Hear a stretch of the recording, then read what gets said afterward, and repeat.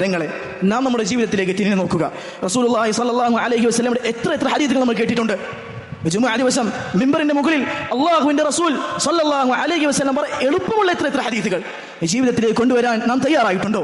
നമ്മുടെ വേഷത്തിൽ, നമ്മുടെ മുഖത്ത് അല്ലാഹുവിന്റെ റസൂൽ സ്വല്ലല്ലാഹു അലൈഹി വസല്ലമയുടെ കൽപ്പനകൾ, അതിന് നാം കൊടുത്ത വില എന്താ? അല്ല, നമ്മുടെ ഹവക്കും നമ്മുടെ ദേഹേച്ഛക്കും റസൂലുള്ളാഹി സ്വല്ലല്ലാഹു അലൈഹി വസല്ലമയുടെ കൽപ്പന എതിരായി വരികയാണെങ്കിൽ നാം എന്തിനാണ് മുൻഗണന നൽകിയിട്ടുള്ളത്? ആലോചിക്കുക സഹോദരങ്ങളെ. അല്ലാഹുവിന്റെ റസൂൽ എന്തൊന്ന് കൽപ്പിച്ചുവോ അത് പിന്തുടരുക. റസൂലുള്ളാഹി സ്വല്ലല്ലാഹു അലൈഹി വസല്ലം എന്താണോ വിരോധിച്ചത്, മനസ്സിലൊരു ക്ലേശമില്ലാതെ, ഒരിറ്റു പ്രയാസമില്ലാതെ അത് ഉപേക്ഷിക്കാൻ നമ്മെ കൊണ്ട് സാധിക്കണം. സഹാബത്തിനെ സംബന്ധിച്ചിടത്തോളം റസൂലുള്ളാഹി സ്വല്ലല്ലാഹു അലൈഹി വസല്ലം കൽപ്പിച്ചു കഴിഞ്ഞാൽ അത് സുന്നത്താണോ അല്ലാഹുവിന്റെ റസൂലെ എന്ന് ചോദിക്കാൻ നിന്നിട്ടില്ല. റസൂലുള്ളാഹി സ്വല്ലല്ലാഹു അലൈഹി വസല്ലം എന്തെങ്കിലും ഹറാമാക്കിയാൽ, അല്ലാഹുവിന്റെ റസൂൽ എന്തെങ്കിലും കാര്യം ഹറാമാക്കിയാൽ അത് കറാഹത്തല്ലേ റസൂലെ എന്ന് ചോദിക്കാൻ അവർ മുതിർന്നിട്ടില്ല. ഈ സഹാബത്തിന്റെ പാതയാണ് നാം പിൻപറ്റേണ്ടത്.